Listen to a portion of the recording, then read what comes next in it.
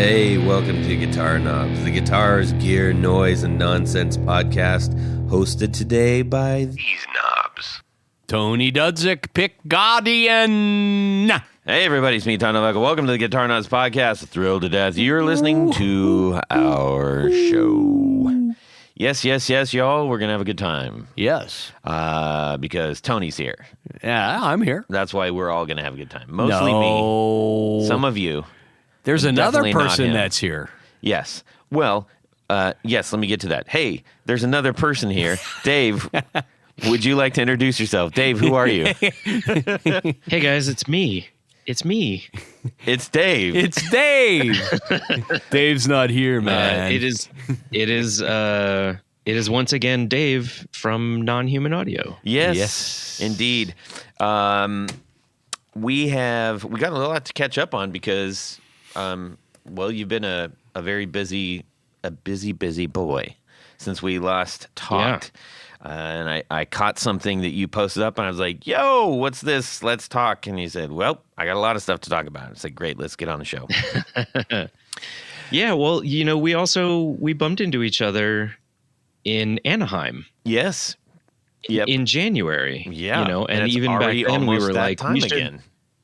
Yeah, it is. Yeah. And even then we were kind of like, yeah, we should do it again. Yep. Which, now was, almost 11 months ago. Then is now. Here we are. Yes. Yeah. But when is then? How soon is now? Yes. Now. Just then, sir. Okay. Anyways, yeah. So we got some good stuff. We're going to have some good times. We're going to talk about guitar stuff because that's, what you're here to listen to. And hey, Todd. Yes. If someone wanted to go back to the archives to see or listen to Dave's first appearance, yes. Do you know what number that was? I'm gonna say it was like 391. Oh, so close. Really? 384. Wait, ooh, that's a pretty good guess. That was. I was going to guess 398. I don't know. Oh, Okay. he wants to. You know, the game, like The Price is Right. You always go $1 lower. Yeah. I don't want to get sued here. And that's back from September of 2024. Oh, I was going to say November. So close. So Anyways, close. Yeah, excellent. Please do that because he'll tell you all about specifically the unclean and not the slow loris. Yeah, you talked about the slow loris a bit. Yeah, the slow loris. Yeah, and the unclean. Yeah, and the unclean. So yeah, that's because that was right around. It was a little bit after the Florist came out. Yes. But I didn't. Excuse me. I didn't have any florists to send you guys, so I sent you a slow loris and an unclean. Yes. At the time. Yeah. And that was a good time. We're going to have another good time. Okay, where can people go see the things that you make whilst they're listening? So, just like last time, most of my internet presence is focused around Instagram, which is just, at Non-Human Audio. I do have a website, which is just nonhumanaudio.com. But yeah, that's primarily it. I mean, I feel like every time a new social media comes out, I, squat my name to make sure nobody takes it. And then I just don't really ever use it. Smart. I'm on Blue Sky a little bit, but I don't. You remember when we all signed up for that? And then, I never signed up for it. I don't even know what it is. I was like, okay. I use Blue Sky to basically just like talk about movies I'm watching, and that's about it. Yeah, I think That's what we use the podcast for. Yeah. Hey, look at us. Yes, nothing but Blue Sky. Anyways, cool. Okay. Well, that's good. Do you have any announcements? Yes, Todd? we do. We have a couple of announcements. I wanted to say that we are in our final days, but by the time you're hearing this, there's probably like maybe 2 days left for the Foxcatcher giveaway. Yes. Over at Copper Sound. Copper Sound pedals. So get over there. All you got to do is give them your email, and I think you're in. Oh, it's Copper Sound Pedals / the guitar knobs? It's or just guitar /guitar knobs. Yes. And that gets you right to the form that you need to put in. I think you put your email in and said, please sign me up for this wonderful giveaway. Yep, absolutely. Also, let's see here. We've got, this thing. This was just announced. I saw this today. It says Gibson announces the 1959 Humbucker Collector's Edition Series 3. Series 3. Murphy Lab aged, limited to 1,000 sets. Yes. Yeah, these are pretty fancy pickups there. They are very fancy. Yeah, it says today the Gibson Pickup Shop proudly introduces the 1959 Humbucker Collector's Edition Series 3, limited to only 1,000 sets, which I just said, sorry, and available at blah, blah, blah, blah, blah, blah. Okay. Do we know somebody over at we the do. pickup And department it's there? Funny you mentioned that. Why? This is the most faithful recreation of vintage patent applied for pickups ever offered. Ever. Now elevated with Murphy Lab aging. Double vintage white butyrate. Yeah. Let me do that again. Butyrate bobbins. Alnico 3 rough cast long magnets. Yes. Historically accurate nickel covers and aged cream M9 mounting rings. Yep. Represent the M69. pinnacle. M69 mounting rings. Yeah, you don't want the M9 M9, ones. no. Not so good. The M69 mounting rings, representing the pinnacle of tone and authenticity. Yes, those rings make all the difference. Quote, this is where we get into the good stuff. Everybody's like, why are you guys doing this? Go. With the 1959 Humbucker Collector's Edition Series 3, we've pushed the boundaries of historical accuracy and tonal integrity even further, says Jared Brandon, pickup manager. Every Pickup detail. product manager. Thank you, Tony. You were helping me out. Let's do every other word. Yeah, I got you. Every detail from the double vintage white butyrate bobbins to the Alnico 3 rough cast magnets was chosen to honor the spirit and sonic magic of the original patent applied for pickups. This set is not just a tribute. It's a time capsule for tone pursuists and purists. It's been a long day. And collectors alike. I thought you said you were bad at math. They're pursuing it too. Apparently you're bad at reading They too. pursue tone. Anyways, that was a quote from Jared, our good buddy out there in Nashville doing his thing. Jared, Series 3. Yeah, Way to go, buddy. Well done. It's they ship them in like a teeny weeny guitar case. A Lifton case. A Lifton case. I think the other ones were in Lifton style. Lifton it style is. cases. It's a Lifton style cases, which is the mottled brown case, right? Yeah, kind of. Roughly. Yeah. Roughly. Yeah. So these are kind of like the Gibson equivalent of like the Seymour Duncan Antiquities or something. I'd say Right? they're is probably that basically what we're looking at here? But it four times the price. I would say these are probably more in the caliber of like a throwback, or maybe a Lawler Imperial, or these are the higher end PAF style pickups, and you can in my opinion, a lot of the Duncan pickups are perfectly fine. I use them in a lot of my guitars. But I mean, Sure. There's another group of people that want, every possible, as accurate as possible. And there's a lot of pickup winders around the world that are doing some really good reproductions. And Jared, when he had Brandon wound pickups, he wound a number of sets for me for some of my guitars, and they were too. and for Todd too, and they're really good. Now I think he's probably taking it a step further because they did some kind of like 3D scanning and blah blah blah blah. So these apparently are, as Jared so eloquently put, the most accurate PAF style. Yeah, I mean, for me, I'm very much a like every piece of the puzzle matters kind of person, right? Mm-hmm. So I wood matters, bone material matters, or not bone material, nut material matters, whether it's bone or nylon. Like everything matters. Pickups matter, magnets matter. Tuning everything machines matter. Tuning machines matter. Everything that is touching the guitar matters in some small way, right? Yes. Yeah. And I mean, they're $1,000 pickups. So Yeah. I'm just kind of like, But if you bought, okay, I mean, there's definitely a echelon of clientele that wouldn't even sneeze at that. Yeah. oh, absolutely, absolutely. I'm Yeah. not one of them. Nor am I. Yes. But Well, that was a question. oh, I'm not one of them. I'm not one of them. San Diego.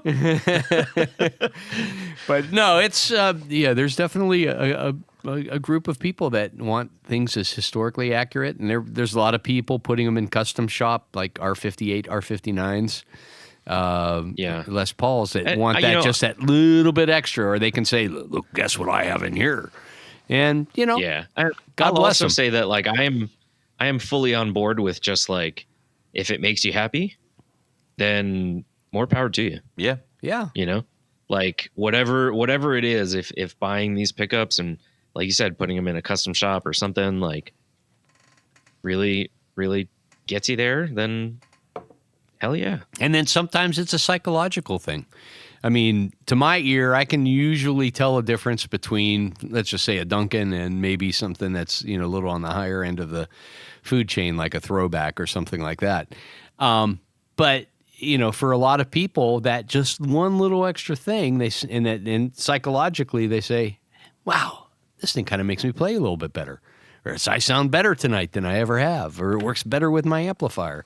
So it's it's a lot of money to spend on pickups, but there are people that want to do that and want that one little closer step to authentic PAF Yeah. pickups. Yeah. Then Yeah. try to buy a real PA. I mean, you're going to spend $1,500, $2,500, maybe more on an original PAF. Well, and I guess Oh, maybe for to put sure. that in a little perspective, one of the things that we talk about all the time is how fun it is to modify your guitars. Yeah. If you have an extremely expensive guitar, probably not going to be doing a whole heck of a lot of modifying there. Maybe. And this is a way to do it. Have some fun, I guess. Okay. Yeah. Anyways, in further news, that's it. What? Todd is done? But why don't we talk about what's going on in our music world this week? Tony Baloney's going to kick us off, Yes. and then we'll check in with Dave. Well, this past weekend, I had a little free time, so I was checking around, see what documentaries were out there. And I stumbled across the Leonard Cohen documentary. It's called Hallelujah, A Journey, A Song. And it was excellent. I mean, I think it was from 2021 maybe is when it came out. So I hadn't seen it, and he had long passed at that point, but or maybe recently passed in that. I forget when he died, but like probably most people, and even mentioned towards the end of the documentary, my introduction to the song Hallelujah was the Jeff Buckley version. Right. I mean, and that really took it over. But I was shocked at how many people recorded that song. It originally came out in like 1984. In 1991, there was a tribute to Leonard Cohen album, and John Cale, previously of Velvet Underground, did a version of it, which was killer. I've never heard that one. That's one to listen Yeah, to. I was gonna say I think that one's pretty well regarded as well. Like Yeah. I feel like after the Jeff Buckley version, that's probably the one Yeah. that most people are familiar with. Yeah, and then everyone, Katie Lang has done a version of it. All spectrums of music. It's just one of those kind of universal songs, but it goes into more. I mean, there's a lot of the story about the song. Apparently, he had umpteen notebooks, and there's like 150 or 180 different verses that he just kept writing. He never Wow. stopped writing the song. Interesting. I think Bonnie Raitt would do a killer job with that. Yeah, maybe so. Well, I was thinking about Home on the Range, the Disney movie. Oh, okay. And That so She's so, oh man, the main song. Yeah. Will the sun ever shine again? I mean, wow. So after Buckley's version in '94, the one that they say You got to say it like Casey Kasem. I don't have to. Don't make me do it. So after Buckley's. So after Buckley's version, no, the one that they said really pushed it over the top was in Shrek the movie. Yeah, that's like jumping the shark, isn't it? Yeah, I mean it was. And isn't that the John Cale version that's in Shrek? In the movie, it's the John Cale version. On the soundtrack, it's the Jeff Buckley version. Oh, interesting. Yeah, so because they originally had talked to Jeff Buckley about, or was it? No, Okay, not sorry, Jeff Buckley. What'd I do? Rufus Wainwright Okay. did a version of it, and that's the one that's on the Shrek soundtrack. And his version it's beautiful, but the people at Disney said that, or DreamWorks, whatever it was at the time, said that he sounded too young. He wasn't as grizzled as John Cale's version, so that's the one they ultimately used. Oh my. Yeah. But they let him on the movie soundtrack. Rufus Wainwright did the version that was released on that.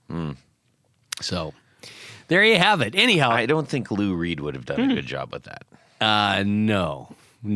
John Cale did a much better job. Yeah. Maybe Nico could have done it Lou too. Reed and Jeff Buckley could not be a more opposite approach to music. Yes. Maybe Luciano Pavarotti. Yeah.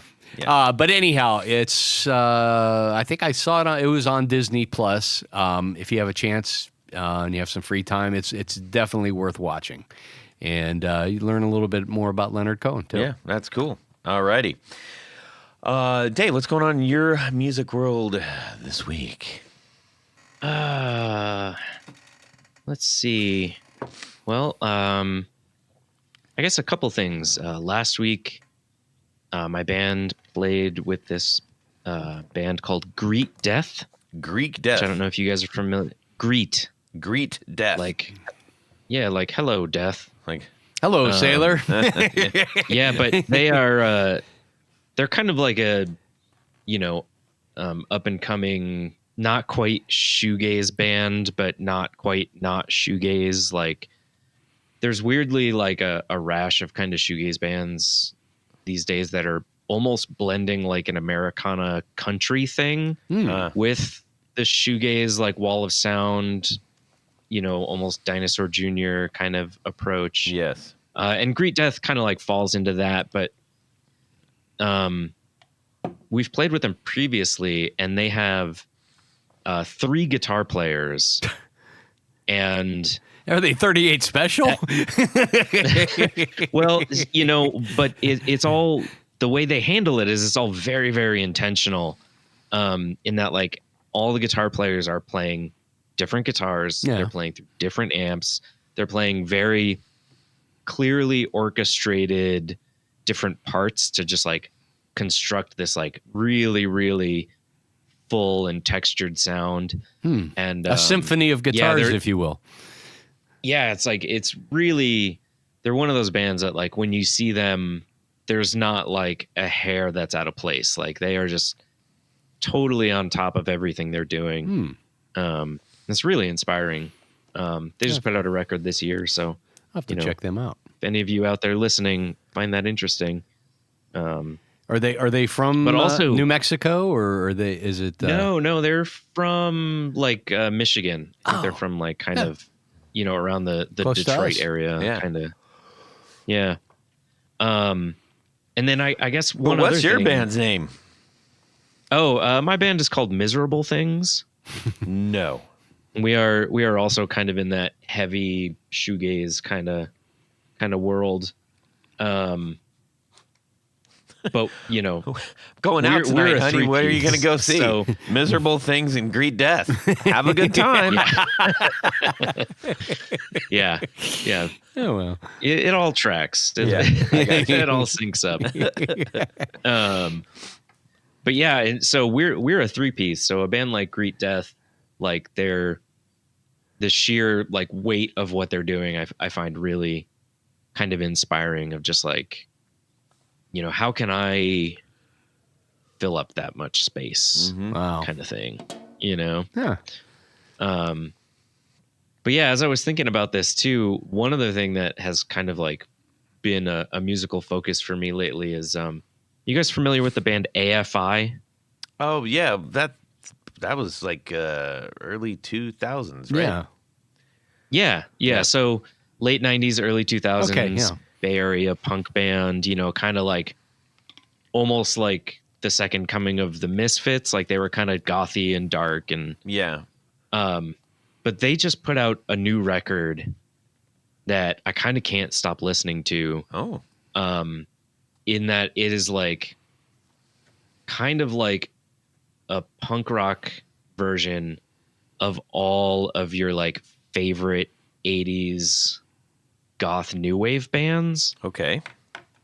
Like I know that sounds crazy, but it's like a punk leaning version of like The Cure and Depeche Mode and Joy Division. Okay. And it just kind of has this melting pot of all that stuff, and like it really, really works for me. So yeah, that's been kind of keeping my musical focus lately. I've been listening to it a lot, which is crazy because I was admittedly never a huge fan of AFI.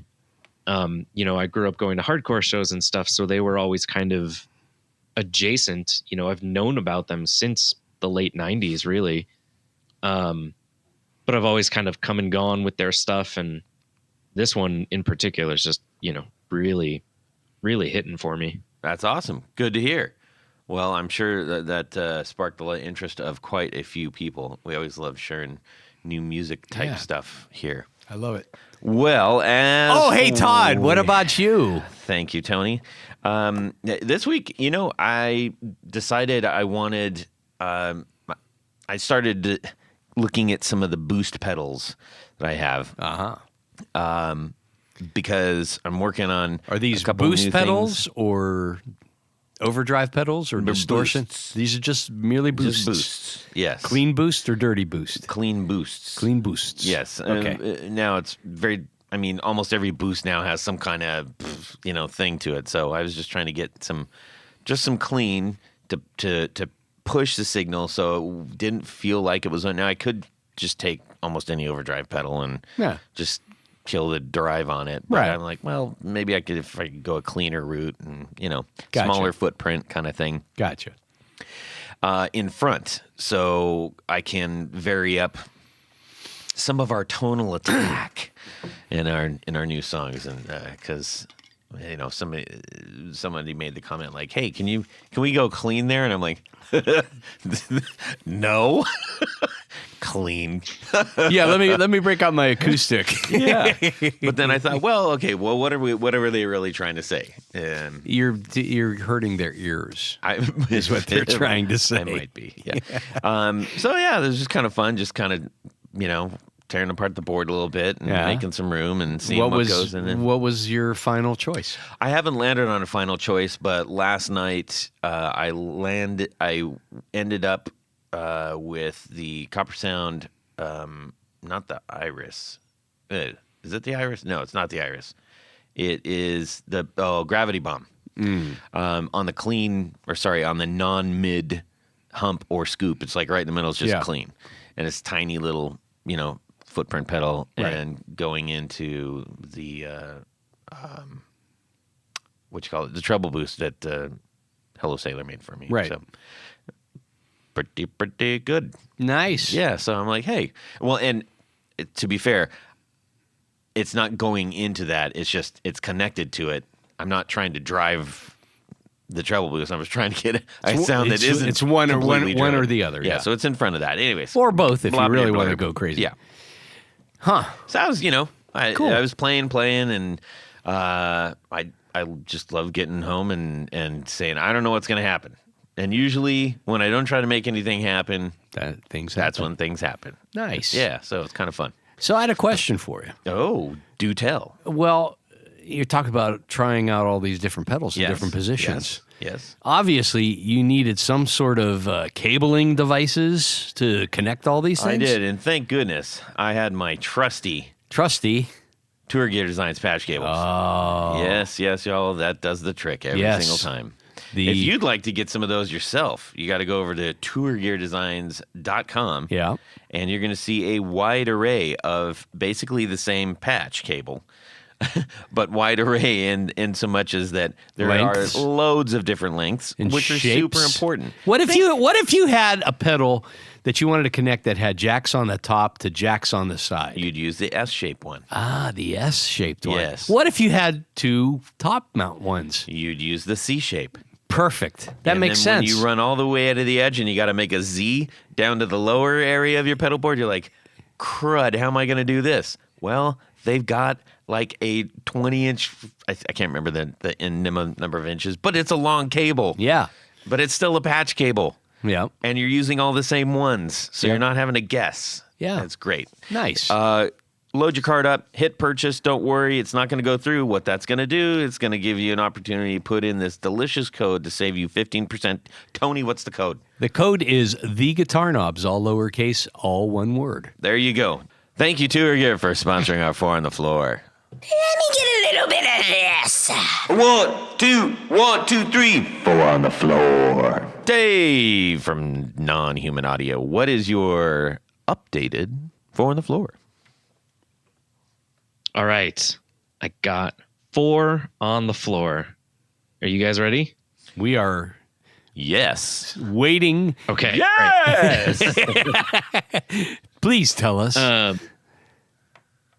So, my first one is the brand new not Black Friday. What was it? Halloween special? I don't know. The One of those. the Death by Audio Infinity Verb. That was part of the Reverb Blacked Out series this Gotcha. year. It just came out last week as of us recording this. Mine showed up 2 days ago, and it is just a really, really great sounding reverb that has a very cool infinity function where you can have the infinity foot switch be latching or momentary, and then there's a bunch of different modes as to like how it does that like infinity thing, where it can just essentially like take like a little bit of a loop of your reverb sound and just kind of keep that going, or you can have it do like a self oscillation thing. And yeah, it's a really great sounding pedal. It's a great looking pedal.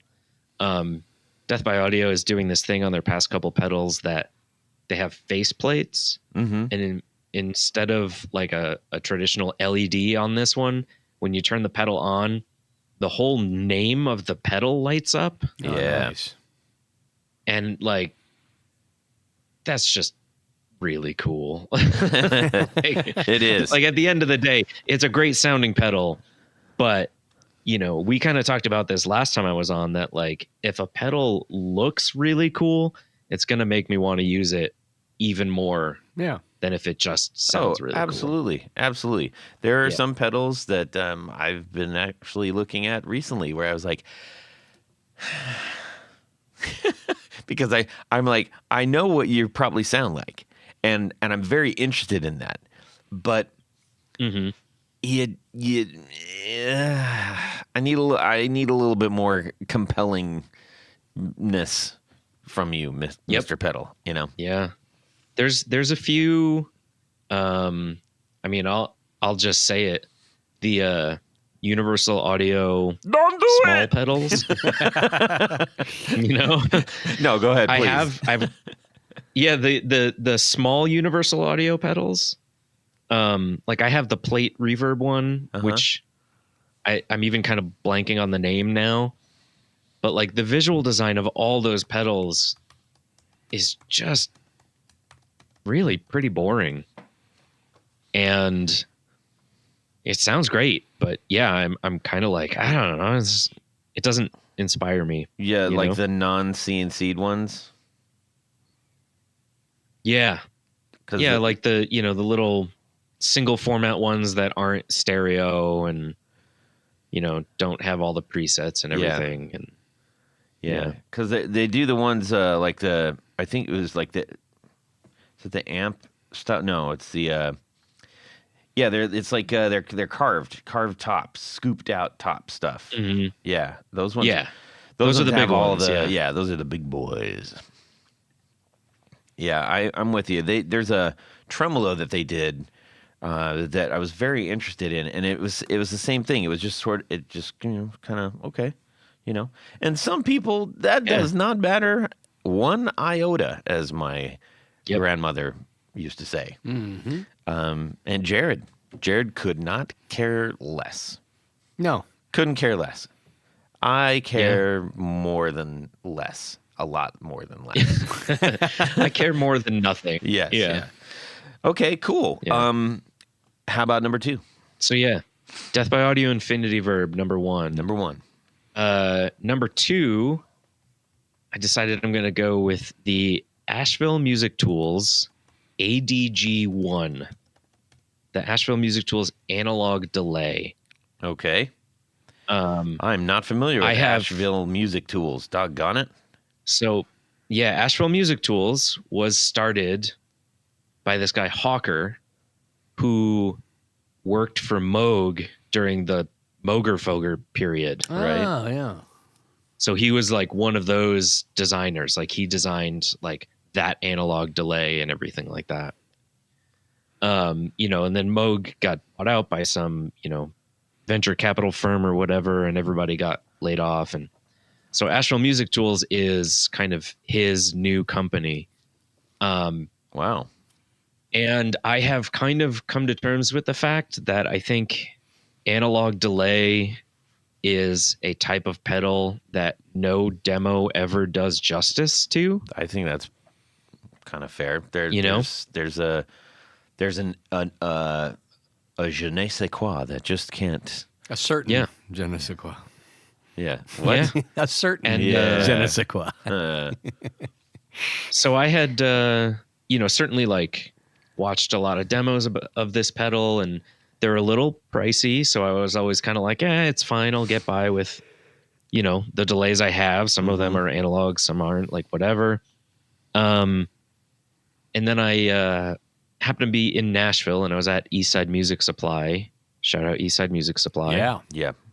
And they had the whole lineup of Asheville Music Tools, and I was like, all right, I'm going to spend some time. I'm going to play these pedals. And the ADG1 was just incredible. Like, it just felt incredible. It sounded incredible in person. It is just one of those pedals that like feels incredible under your hands. It's probably the best sounding analog delay I've ever played. It's quiet. You strike me as somebody flexible. who's played a lot of delays. I've played a lot of delay pedals. Yeah. But yeah, this one, I was so impressed. I mean, like I had to take it home. I couldn't not have this pedal. It was like one of those, Mm-hmm. Did you get the green one or the special edition blue with the? No, it's the dark green one. Got it. But yeah, it's got tweakable modulation and tap tempo, and it's really an incredible feat of engineering, that pedal, for sure. Now, is it truly an analog pedal? I mean, it sounds like all the things that they're doing, it has to have some sort of digital trickery involved. As far as whether or not there are any sort of digital control, I don't know, but it is a true Bucket Brigade. Oh, okay. Analog delay. Yeah. The SE model, the special edition blue one, has a little caricature thing of 3 bucketeers. A Bucket Brigade. A Bucket Brigade is an actual, little cartoon of an actual little Bucket Brigade putting out the front. fire. Yeah. Cool, man. How about number 3? Sorry. Yeah. So number 3, I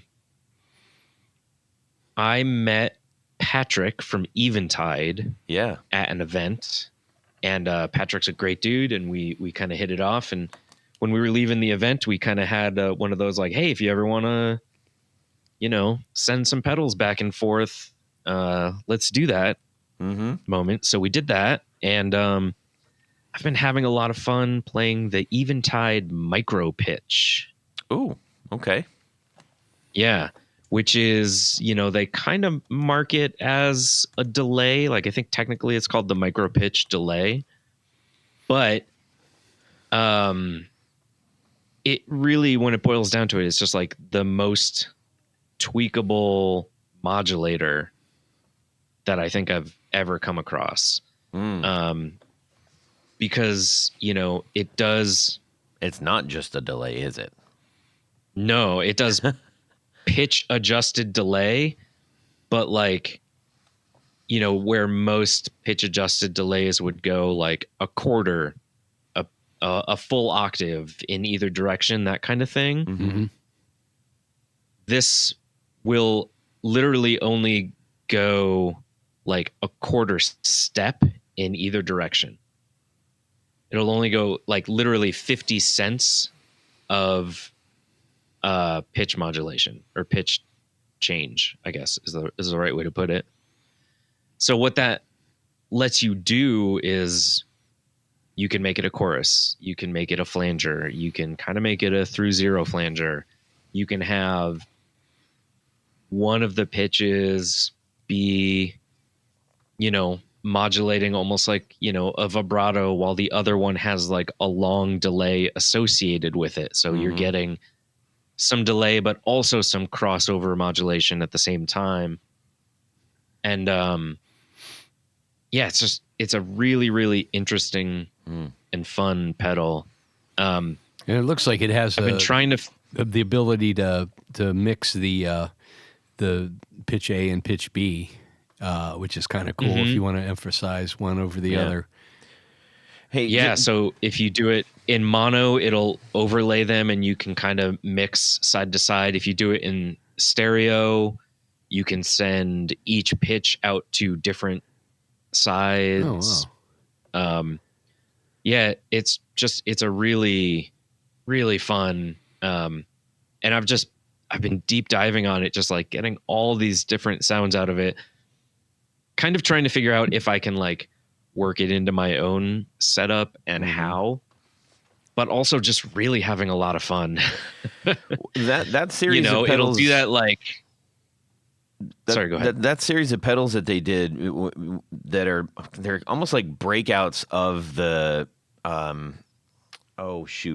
the D90. Right? The D90 is the H9, the H9, the H90, the H90. Sorry, yeah. D90, whatever. I don't know what to man. HD, whatever it takes. Yeah. So they did the knife drop in this model as well, the same form factor.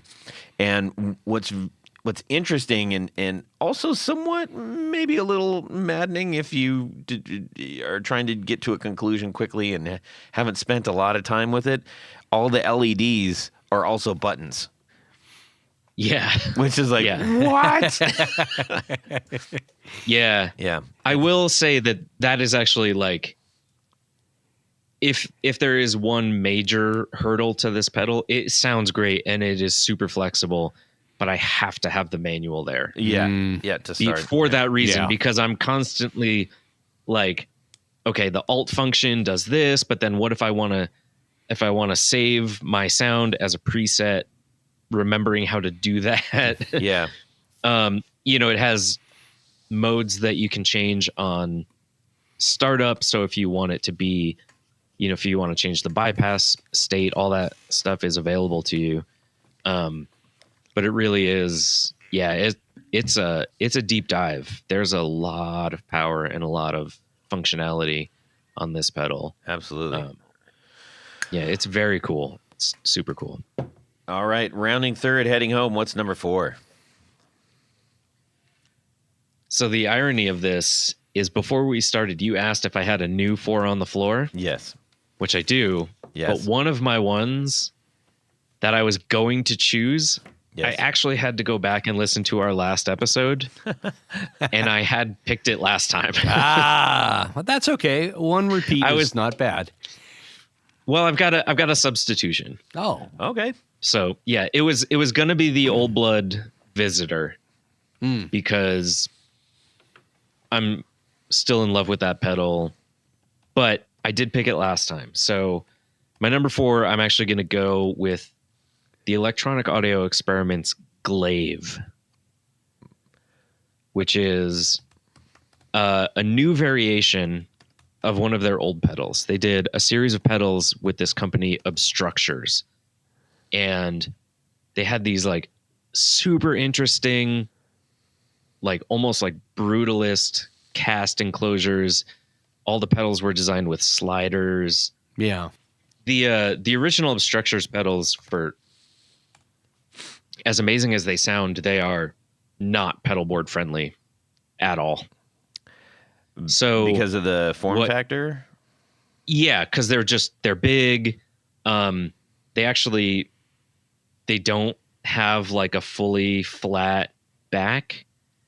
They've got a back plate that's kind of like screwed in, but it's kind of like inset, so you can't Kinda really like put Tony. Velcro on them. And Yeah. But, Man. so what John did is this new pedal, the Glaive, is basically like the version 2 of the Obstructures fuzz pedal. Okay. But it is in an actual like regular pedal format. It's, it's not huge. It's very, user friendly at this point. And he tweaked the sound a little bit, but it's just a really great sounding pedal that goes from like drive to just like fully blown out fuzz. Mm-hmm. And it's just super fun. It's like just one of those pedals that you just sit down and you just start playing, and you kind of just don't stop because you're just having so much fun with it. Well, I can imagine that one with your new Death by Audio one would be quite a day in itself.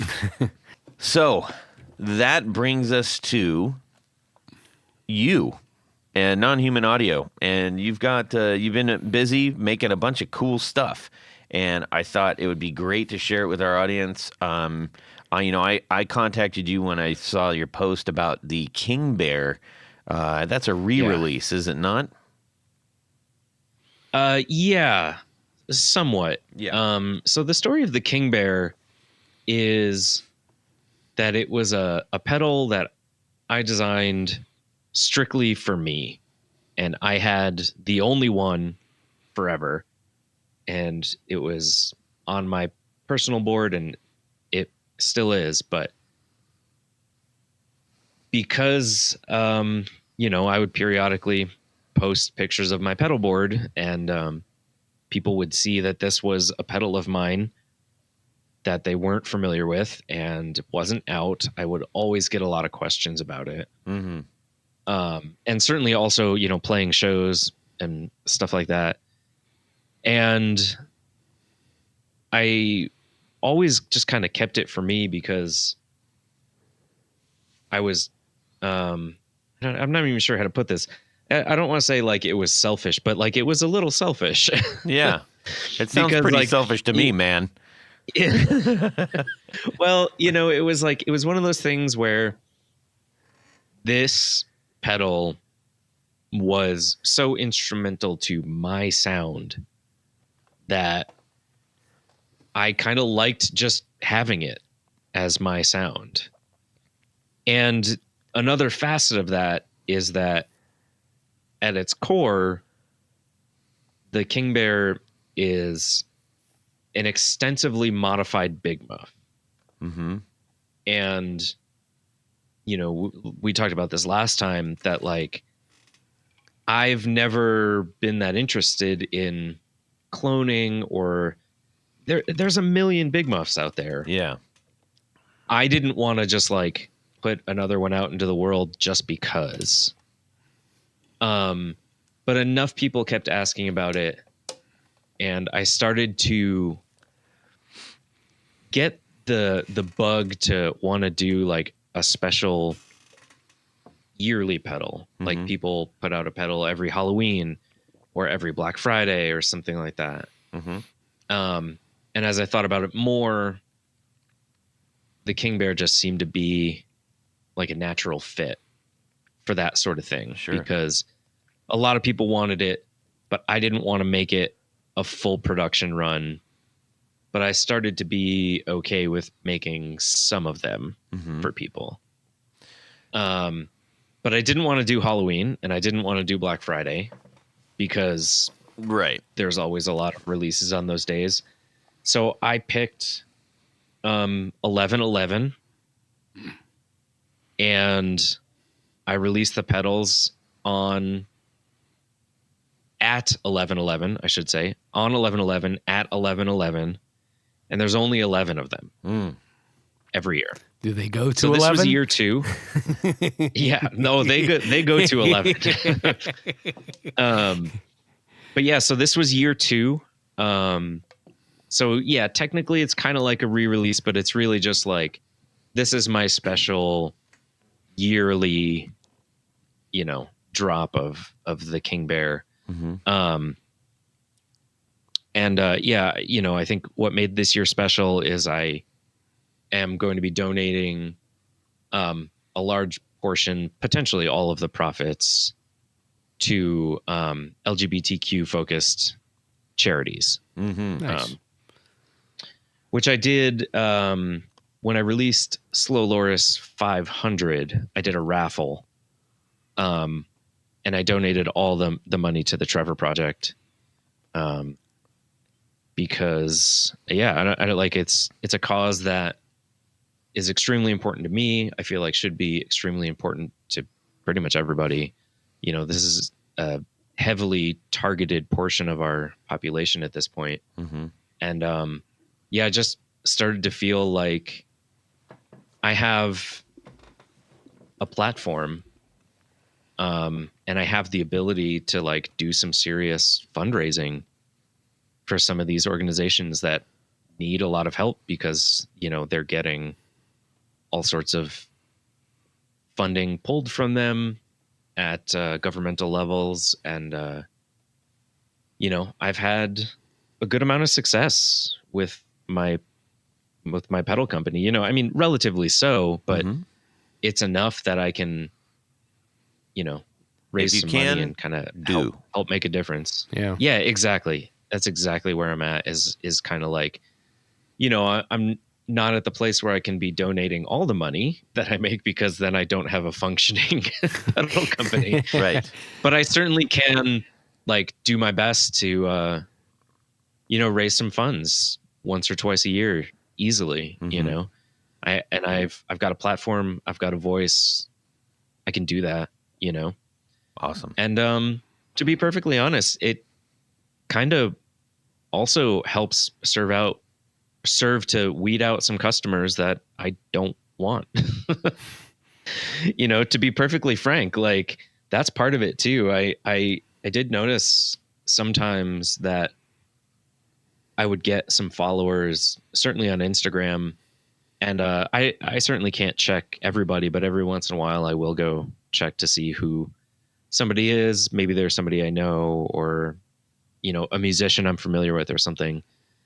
And I found that I was getting some followers that were very clearly not aligned with me politically. Yeah. And I started to feel like I needed to be more vocal about where I was and what was the issues that were important to me. And that has definitely driven some people away, which I'm fine with. Yeah. Which, we're adults. We got to make decisions like that we got to live with. Yeah, exactly. It's kind of like I don't want their money, and I don't want them to feel like they're associated with me at all because we're not the same. Yeah. So cool. So yeah, that was just 2. That was the King Bear that came out yesterday as of this recording. Yes. They sold out very fast, which was great. And yeah, it always feels good. And you know, every time I do kind of get vocal or post about doing this kind of like activist charity work, or I mean, even I did a run of stickers that is, you know, has the pride flag on it. Mm-hmm. And every time I do that, I get messages and vocal support from people who I know really appreciate it, Mm-hmm. you know, and that means a lot in that, like, you know, even just being vocal about it matters to people. Yeah. And that feels really good because, you know, like I said, it's really important to me. And it's really important to me to let people know that, like, where I exist is a safe space for them, True that. you know? Well, you also have been very busy with a couple others, the kimchi, the robins, and Yep. night creatures. Those three were all Yeah. out after we were on the show. After you were on the show. That is true. Yeah. Yeah. And actually King Bear Year One was also after, Mhm. right? Yeah. So yeah, it's you know, I've kind of fallen into this 2, maybe 3 pedals a year pattern. This year was the Robins, which was released in April, and that's kind of like a high gain distortion thing. You know, like we were saying last time I was on, you guys had played the Unclean, so I'd already had that in my lineup, and I'm very, very proud of that pedal. But I was kind of feeling the urge to design something that was a little bit more like, you know, quote unquote distortion pedal. Yeah. If that makes sense. Yeah. You know, I wanted something that, like, was just that super saturated, very high gain. Like the Unclean, when you really push it, starts to feel like you're just cranking too many amps too hard. Mm-hmm. It's like that kind of natural feeling almost. And the Robins, I really wanted it to feel like this is a distortion pedal, Yes. you know? Unmistakable. Exactly. It very much harkens back to that, like, 90s guitar record sound, you know, early Deftones, Hum, that sort of thing. That just, like, that feeling of just the wall of heavy guitars, you know? Up to the tippy top peaks and very tight. Yeah. Yeah, exactly. And it's like, you know, it's just a drop D riff machine. Yeah. Like, I actually had to change how I test pedals because of the Robins.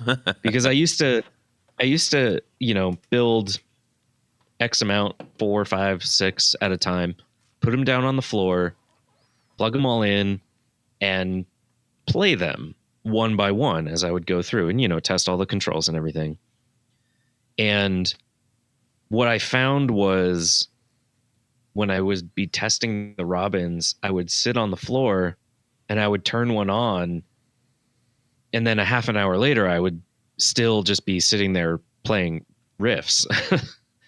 And I was just wasting too much time because I was sitting there, like, playing my own pedal too much when I needed to be testing them so I could keep building them.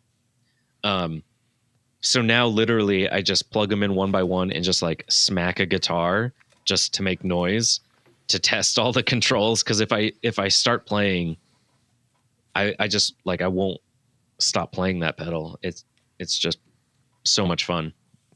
That's a good problem to have. Yeah. Yeah. And, you know, that was a really good launch for me. The pedal is done really well. People are, And these really, are all really still, like, wickedly enjoying it. affordable. I think we really got to mention that right now. Thank you. Yeah, I mean, I try. Certainly. Well, there's a threshold. You got to, you're not doing this literally for free, and Yeah. it takes a lot of work, but you also want to get them in the hands of people. I believe I remember you actually saying that almost exactly. verbatim. Yeah, that's always been really important to me, and certainly within the face of like tariff uncertainty, it's kind of hard to know how to price these things that they will continue to be okay to be priced that way, if that makes sense. Mm-hmm. Thankfully that's not something I've really had to worry about too much directly. But yeah, I mean, any pedal could be somebody's first pedal. Yeah, and that's a good way to put it. It is important to me to like, keep my things accessible to as many people as possible in that regard, because like, I don't want people to have to like worry about it. Yeah, If that makes sense. it does. I mean, like they are luxury items, and I get that, but they don't have to be. Well, luxury like, is relative. unattainable. It might be a necessity for Yeah. somebody, and it might be way too much for somebody. It might, it's not an essential in life. From a survival standpoint. Yet. Yes, yet. But speaking of survival, you need kimchi to survive. Oh yes, loaded with probiotics. Yeah, that's fermentation. That's good for you. Yeah. Give us a The quick bit kimchi about is that. a really fun one. So the kimchi I've actually had in some form since before we even recorded last time. That one was really just, it was born out of an idea where there's a way to design a circuit where you're, setting the gain of a transistor, basically, right? Mm-hmm.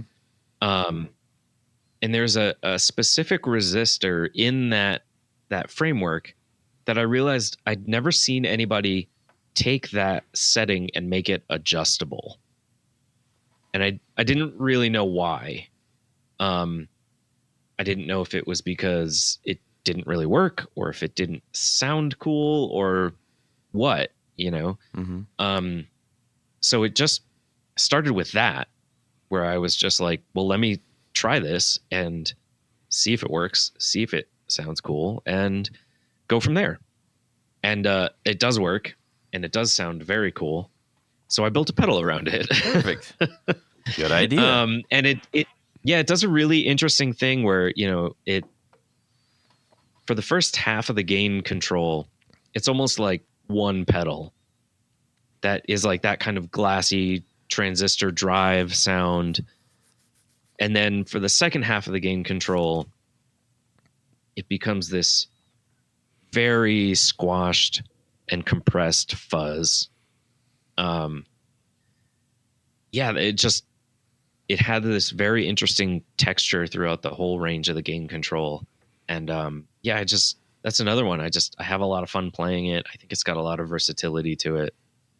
But it also, it investigates kind of like two extremes, and it is almost like two different kinds of pedals in one. All just because I was kind of like, well, let me try this thing and see if it works. That's how good things happen. Speaking of, I mean, like that's kind of how the Slow Loris happened too, is I just made a couple mistakes and liked what it did and rolled with it. Yay. you also had the I think the last one that is kind of new to us is the Night Creatures dual reverb delay. Yeah. So the Night Creatures was, or is, a dual parallel delay. And the reason I call it kind of like reverby is because it's really designed to create atmosphere rather than being a specific like delay pedal. That one was kind of born out of me really, really liking very dark delays and not having anything that really got all the way into the really murky territory that I wanted. So I designed it. Um, and yeah, it is very much like it's two parallel delays that are voiced slightly differently. So you do get a little bit of that crossover. And like I said, that little bit of murkiness. And it is designed to very much like sit behind what you're doing and create more, ambiance than to be a very identifiable like delay or reverb. Right. That's cool. It's like a little bit more like sound design as more than anything else. Yeah. It's that's a really fun one, and I think that one has a lot of like you said, sound design potential, and yeah, I think it's a tough one for people because it's familiar-ish, but a lot of times in that neighborhood, people do just want like, this is my delay pedal, or this is my spring reverb pedal, that kind of thing. And it doesn't really do either of those.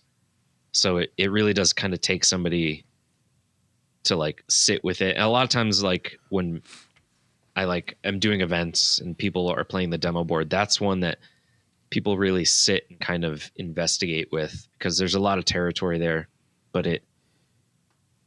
it's not a thing that gets, captured super well in demos. It's more of a feel thing.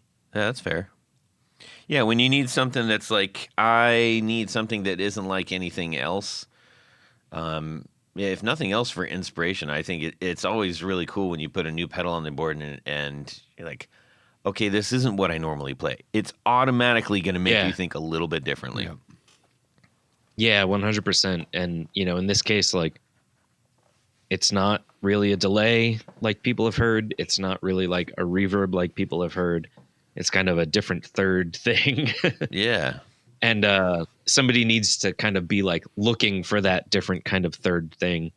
And I mean, I'm one of those people that I'm constantly trying to find something different that I've never experienced before, which is hard to do, Yeah. And sometimes that means I have to try and design it. There you go. That's what you do. Yeah. So yeah, three new pedals since the last time we've talked. Really, not bad. I guess I have been pretty busy. Yeah, that takes. I mean, it's not. They don't just happen overnight, and they don't make themselves, and they don't, get in the hands of people by themselves. So that's a year's worth of work right there for sure. Yeah, and the Night Creatures especially, that was one that like that pedal was in development longer than anything else. I spent 10 or 11 months just hammering that thing out. There was, I don't know, a dozen different versions, small tweaks, small circuit changes. So yeah, that one took a long time to get right where I wanted it. Well, that means that people must figure out how to use it and when to use it and why to use it, and then now they must buy it and they have to go get it. Yes, yeah, indeed. Well, this has been awesome, man. It's great finding out everything behind these pedals that we weren't familiar with, and now that we are. So we really appreciate that. We want to make sure everybody gets over there. Go to nonhumanaudio.com and dig into these things. Like we said, they're priced real sweet, so it's kind of hard to have to pass on these things. So get yourself some. We are heading. We've rounded third. Rounded third again. Now we're heading. Well, there was a pickle. There was a pickle. There was an infield fly, and we had to had to go back to second. Yeah, and then now we're rounded real third quick. again. But yeah, now we are officially rounding third. We're heading home, and Tony, you got something good for us. I do, Todd, because at this point of the show, there is a little game that we like to play called Would you rather? Yes. Perfect. Would you rather? Yes, You're good with the button tonight. I like it. I'm going to give you an A+. I appreciate that. This week's Would You Gold star. Rather. Hey, guess what? What? Great news. Oh, good. You've won the lottery. About time. Oh, all those years putting $1 down at a time, it's paid off big time. I like it. Thousands and thousands and thousands and thousands of dollars Yes. coming your way. Yes. You decide to give yourself a little treat. Okay. You notice there's this new guitar builder, Henry Ford Guitars. You know what their slogan is. If it ain't black, You can have any color you want so long as it's black. yes. Well, that is kind of my motto. Yeah, and that is, you would require a gold sparkle pickguard, of course. I do have a gold guitar. I know, but it doesn't count. It's not playable Well, yeah. because it's not black. Well, Yeah. Anyhow, now, yes, his color selections are limited, but he by far makes the best. I do mean the best guitars in the world. of course. Now, would you rather have him, and he'll make anything. I mean anything. Okay. You got something you like? I'm thinking of He'll something in make my it. head. You got something else you want to design of your own? He'll make that. I like it. And it's all top notch. So, would you rather have Henry build you an exact replica? And I'm talking about down to the screws and the plastics and the pickups and the tuning machines and the woods of a classic model guitar?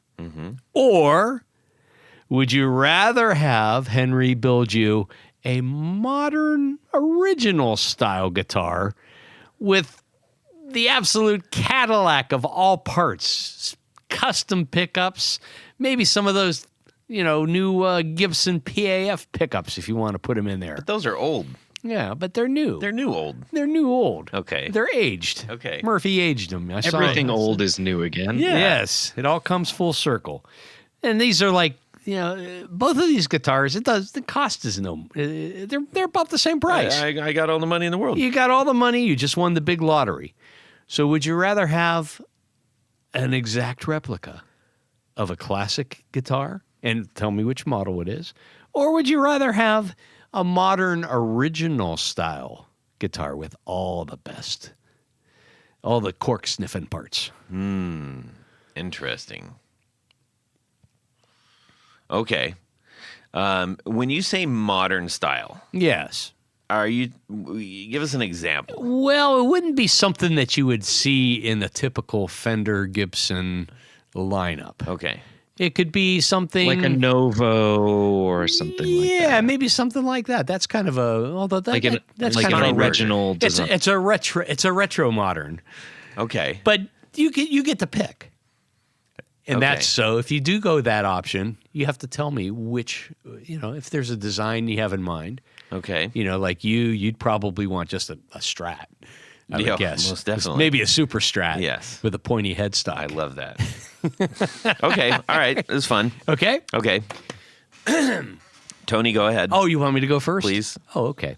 Well, you know me, I'm kind of a traditional guy at heart. Mm-hmm. And so I think Progressive, but traditional. progressive traditional, postmodern, Yes. brutalist. What?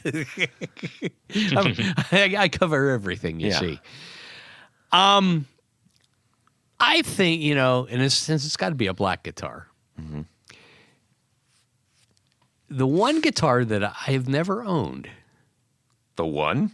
well, the one style of guitar I've never Okay. owned, is a Gibson Les Paul Custom. Oh, okay.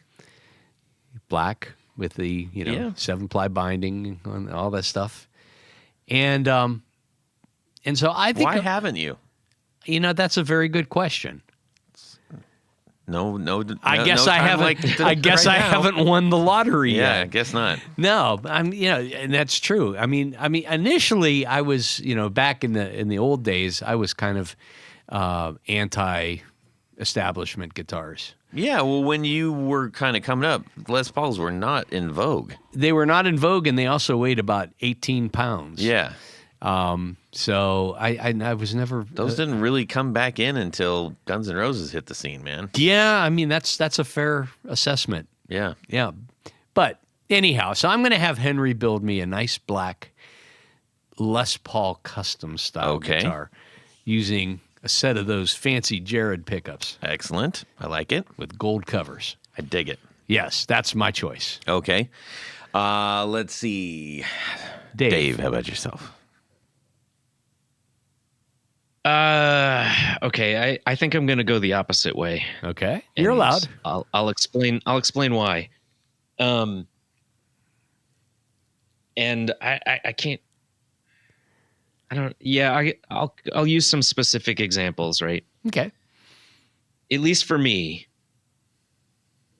So I was just like I was saying, I was just in Nashville a couple weeks ago, and I went to Carter Vintage. Carter Vintage is an incredible place, right? Mm-hmm.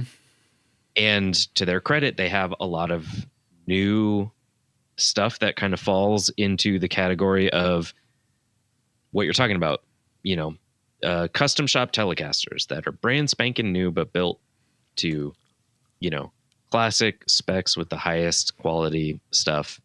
But they also have the actual stuff, Mm-hmm. So I was able to play some of these things kind of back to back.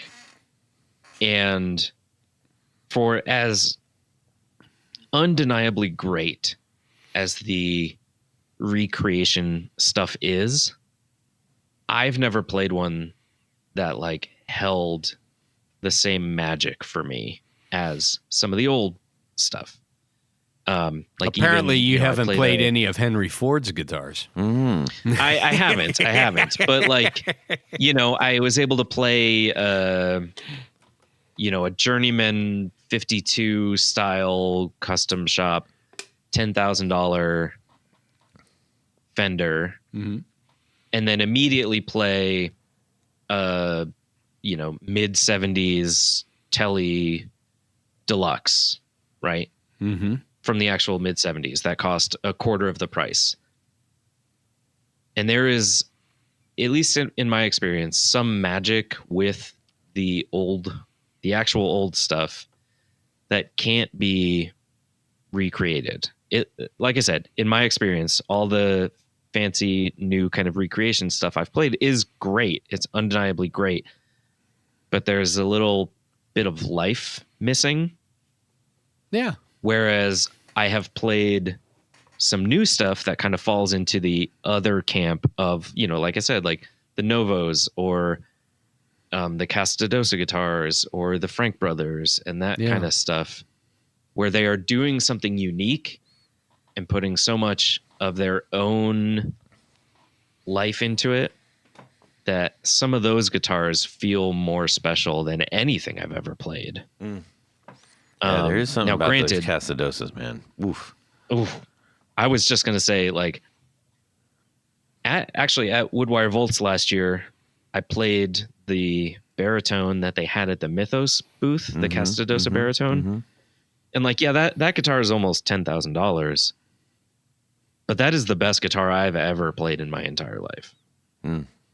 Like, and I say that without pause or having to think about it. Like, Yeah. and I don't know why, but there is just something extremely special about that guitar specifically, but also, like I said, like I've played some Novos that are just like, oh my God, like unbelievable. Yeah. And why that is, I couldn't say, but at least in this Would You Rather, like I said, in terms of my experience, the newer unique stuff is holding some magic that the newer recreation stuff doesn't for me. Yeah. I'd say that could be a fair assessment. Yeah. Yeah. So what kind of styling would you prefer? What kind of pickups and things would you like on your custom built modern style? Oh man, guitar? so I actually really like really underpowered pickups. So almost PAF style. One thing I discovered actually is like, I don't know, a couple of years ago I got really into like shredder style guitars, like Ibanez RGs and Jackson Dinkies and stuff like that. Mm-hmm. And all of those have crazy hot bridge pickups. Mm-hmm. But they have really underpowered and really neutrally and naturally voiced neck pickups. So kind of like my trick is I get those guitars and then sometimes I'll just literally swap the neck and the bridge pickup. Mm-hmm. But I've also taken to just like going on Reverb and buying like, 90s Jackson neck pickups because they're $30 and using those as bridge pickups because being neck pickups, they're not super bass heavy. They're really clear sounding because of the, frequencies that they're kind of like quote unquote designed for. Yeah. So yeah, I mean, I also like tellies. So like the single coil, underpowered humbucker thing, those are pretty similar sounds. And like, I definitely would lean towards that nice thin neck, like kind of like those shredder guitars. Floyd Rose, definitely. You are a glutton. Whatever for body punishment. shape it is, it's got to have a Floyd Rose on it.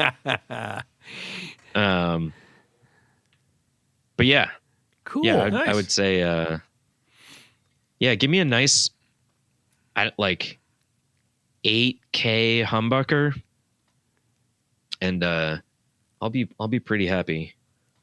Done. It's yours. Yeah. Okay, All right. Todd, what about you? I'm going to have him build the Barney Kessel semi-hollow pointy.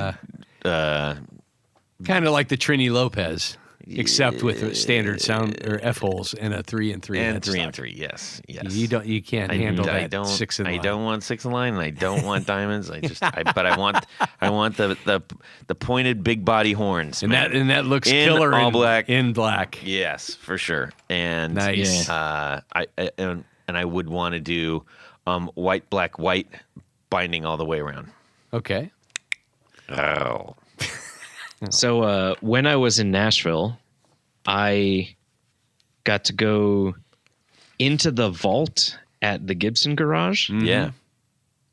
where they have the Trini Lopez prototype. That's a piece of work, that guitar. Yeah. They didn't let me play it. It's in a case locked on the wall, but like getting to see it was pretty incredible. That's cool. And this is the ones with the pointier. the horns. diamond F holes. Well, Yeah. I mean, yeah, the it was horns. the prototype and like Yeah. Yeah. Because was there Yeah. another? Yeah, the fat body Trini Lopez looks just like the Barney Kessel, Yeah. I'm just. Yeah. Okay. but the thin body is more like a 335. Yeah. Yeah. I'd want the fat bottom Yeah. one, I think. Okay. But with a. But you like the Barney Kessel is not as thick as a Trini Lopez, Okay. Yes. but it's got the same pointier horns. Yes. I'll take either one of them. That's what I'm doing. Anyways, okay. That was a good one, Tony Boney. Thank you, Todd. We need to thank a few people. Oh, yes, we do, because at this point of the show, there is a special group of people we love to thank. These are our executive producers. Now, an executive producer helps make this show possible. How do you become one? Head over to patreon.com/the Guitar Knobs. Check out a couple different levels in which you can participate and become a friend, a sponsor, a hero of this podcast. Each level comes with some very nice thank you gifts and opportunities to win great stuff. But there is one thing more. Todd, there's one thing more. Do I have to push the button myself, Todd? Let me try pushing the button. Would you rather? Nope, that's not it. Let's try this button. You get to have your name read on the thing. That's the one I'm looking for. You get to have your name read on the thing, and that's what I'm going to do right now. So special thanks to these executive producers: Anthony Lathrop, Brett Hogarth, Cameron Pampas, Darren Gregory, Don Kloss, Elad Mizrahi, James Bell, James White, John Esterly from Rare Buzzer Effects, John Sebastian, John Halverson. We have all the Johns: Justin Jones, Ken Sayers, Michael Senchuk, Mike Davenport, Owen Eads, Plutone, Ralph Gottschalk from Wonderful Audio Technology. What? Richard Kendall, Rick Calhoun, Rusty Sneeden, Stefan Lamb, Tom Barazin, Trevor Ellenberg, Trevor Gunberg, and yes, we have all the Trevors too. Vader and Pedals, Caribou Gone, and Ed Rossler. Heck yeah, man. But wait, there's more, because there's a special group of executive producers. We call them our Grand Poobahs. These are the creme de la creme, the top of the heap, they number ones. And they wear a fez upon their head whilst listening to this podcast. Mm-hmm. So special thanks to these Grand Poobahs: Anthony Jamilero, Billy Spitfire Unlimited, Bob Crouch, Brian Robinson, Cody Foster, David Kaminga, David Tyndall, all the Davids, Enrico Fernando, Fox Hill Studio, Gregory Randall, Hex Matos, John Williams, Martin Cliff, Matt Hart, Michael Van Zant, Michio Murakishi, all the Michios, Moon Guitars, Pedro Vasquez, Sam Jett, Steve Keys, James Pennington, Zach Oswald from Brandon Wow Pickups, Jonathan Labate from M2 Labs, Ty Barnes, James Castellano, and Kenny Howe. All right. Thank you. Good. Thank you all so much. We cannot do this without you. This is truth. We really, truly do appreciate it, because we love doing this and we want to keep doing it. And that's the only way that's pretty much going to happen. Methinks. So, Dave, I just want to believe that there's a guy out there that's actually named Billy Spitfire Unlimited.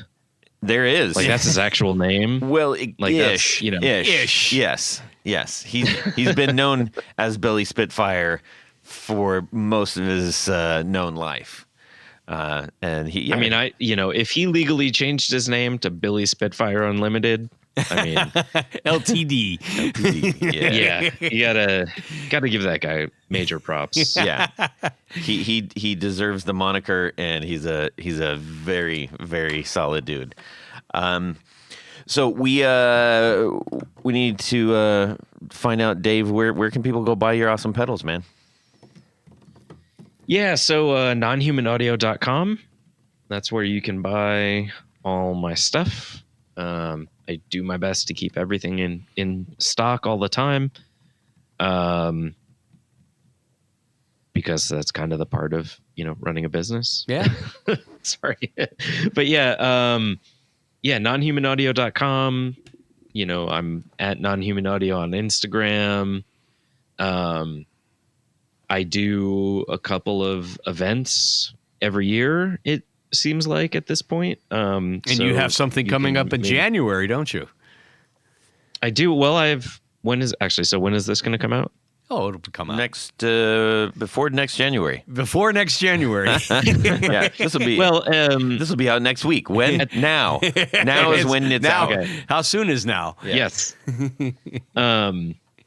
So I will be in Oklahoma City in December. Every year, the guys at Old Blood Noise Endeavors throw an event at their spot in Oklahoma City. So I'll be there. It's at a spot called Resonant Head. I will be at Woodwire Volts in January. I will be in Richmond, Virginia in March. So yeah, I get around. So, if you see me Say hi. on the list of vendors at any of these events nearby you, yeah, please come by, say hi. That sounds good. Play some pedals and maybe buy some pedals if you like them. Yeah. Tony, how about yourself? Head over to pickguardian.com. Check out the stuff that I do. What do? I make pick guards for guitars. How do you get one? Hey, just shoot me an email. Let me know what you need, what you're trying to do, what color you want, what pickups you're using. You know, all the stuff. I'll make something special for you. And, as my buddy Todd here likes to say, it's your opportunity to make your guitar even more yours. Perfecto. You can shoot me a DM on Instagram. We'd love to hear from you. Tell us what's going on with your own personal gear, what you love about what I do on the show, what you hate about what Tony does on the show. No, it's probably vice versa, to be honest. But no, we'd love to hear from you. And please send us your Would You Rathers. Yes, please. So if you think you got one, give it to us. We'll read it on the air and all that good stuff. Dave, we need to say a huge thanks to you for sharing your time and making some awesome stuff and trying to do good while you're at it. Thanks, man. I really appreciate it, and it's great to be back on. And maybe we'll do it again, and of course, in another year or so. Yeah, and we'll do the yearly catch up, and I like that idea. This was great. I really appreciate you guys.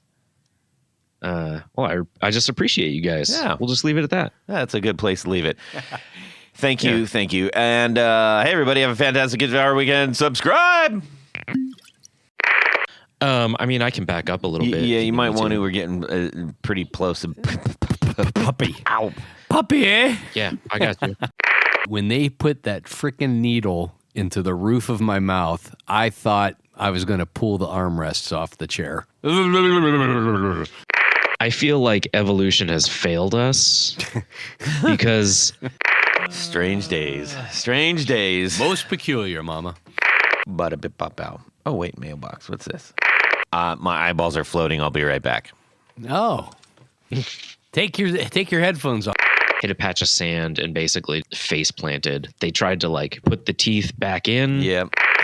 I mean, we haven't been recording for that long. I feel like he should have prepared.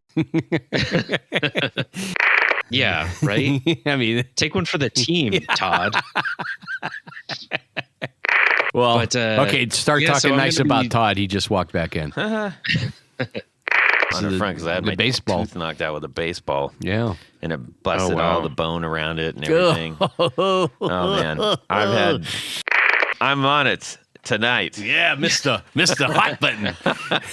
Give it a little flick and put it back on. All right. I'll clap me back in. Well, and don't say hi. I'm going to be pretty offended. Rude. Dave, we got a podcast to do here. Let's do it. I don't know if you're aware of that. Nasty and business. you'll be a dentist. And away we go. Well, that's it for these knobs. Please visit our Patreon page at patreon.com/theguitarknobs. Visit our website at theguitarknobs.com for all of our past episodes, 4 on the Floor blog, and other good stuff. You can connect with us on social too at our Facebook page and share your gear and stories on our Facebook group. Also, be sure to check out our Instagram at Guitar Knobs. Catch you next time.